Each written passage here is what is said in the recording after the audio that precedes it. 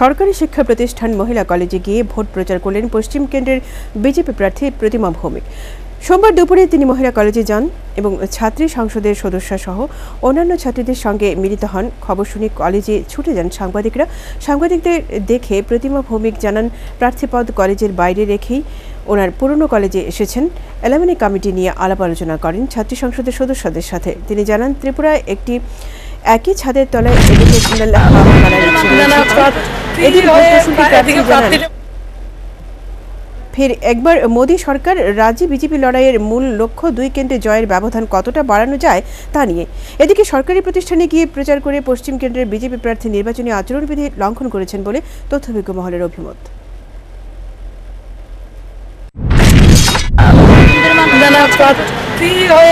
এদিকে প্রার্থীটা বাইরে রেখেছি, এদিকে নিজের কলেজে এসি আমি, নিজের কলেজ আপনার কলেজ। যেহেতু আপনি পুরনো স্টুডেন্ট এই কলেজের, এই মেয়েদেরকে কি বার্তা দিবেন, কি মানে টিপ দিবেন মনে করেন? তারা ভালো সবাই, তো তাদের কাছে এটাই বলবো যে আগামী দিন